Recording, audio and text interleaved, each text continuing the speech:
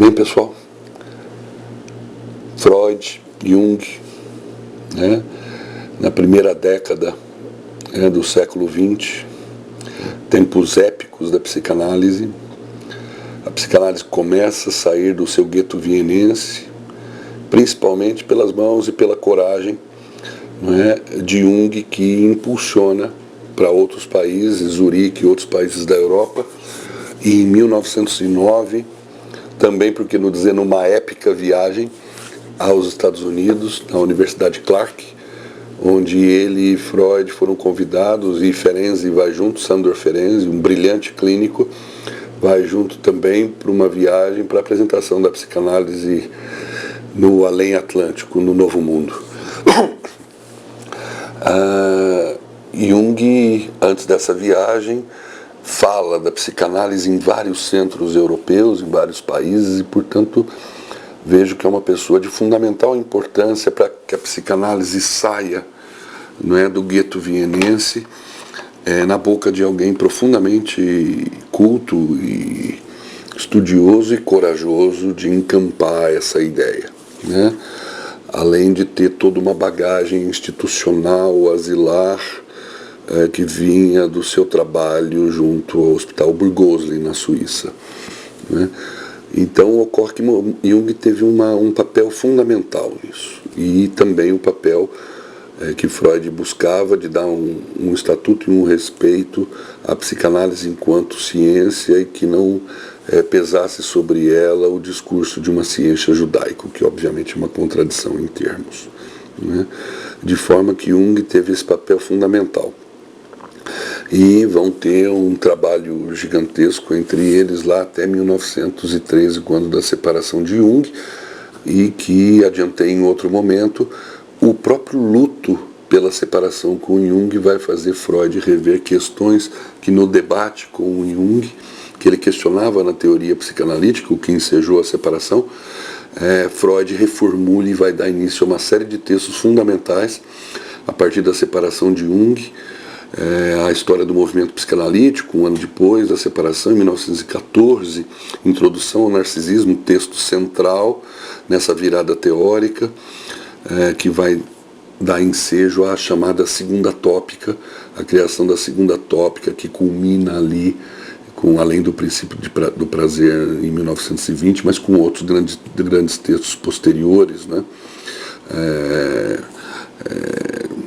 Psicologia de Massas e Análise do Eu, de 21,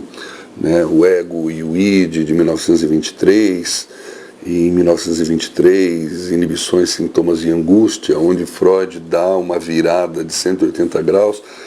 na concepção de angústia que ele defendia nos inícios da psicanálise. Enfim, um homem que revirou a psicanálise nos anos 20, quando boa parte dos analistas acreditavam que o bom velhinho judeu vienense já tinha vestido o pijama e a psicanálise estava muito bem assentada, obrigado. O que veio é que toda uma coisa revolucionária que vai ensejar a segunda tópica ocorre. Mas isso mais à frente, mas certamente isso foi movimentado pelo conjunto de questões que Jung colocou e pelo luto, pela perda, novamente, de um grande amigo e alguém a quem foi posto um profundo investimento emocional. Para repetir o que já disse em outra passagem aqui, Jung foi chamado por ele de meu príncipe herdeiro, o que criou também toda uma série de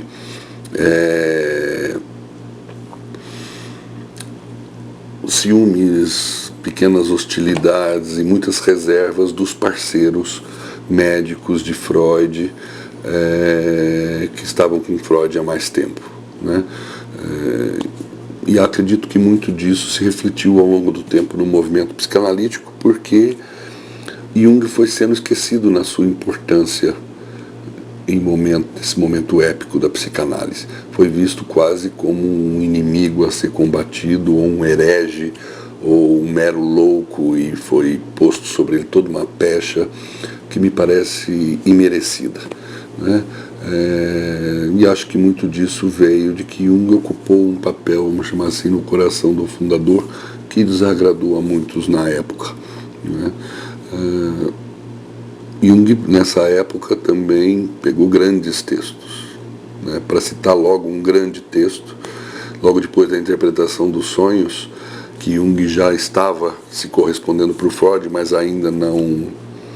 se conheciam pessoalmente,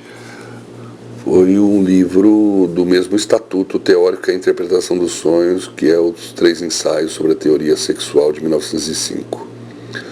Um ano antes foi publicado um artigo que foi escrito em 1901, foi publicado em 1904, o famosíssimo e superclássico Caso Dora. Então, como se vê, Freud, né, em outros momentos, não se preocupe, em outros momentos vamos entrar detalhadamente sobre esses textos, né? Estou buscando fazer um arrazoado, um conjunto dinâmico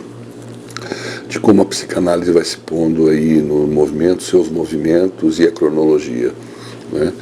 Mas o Caso Dora é um caso clínico clássico, foi escrito em 1901 e publicado em 1904, e um ano depois, em 1905, esse texto, não menos clássico, e cujo valor teórico e metapsicológico se equipara à interpretação dos sonhos, os 3 ensaios sobre a teoria sexual. Mas voltamos em outro momento.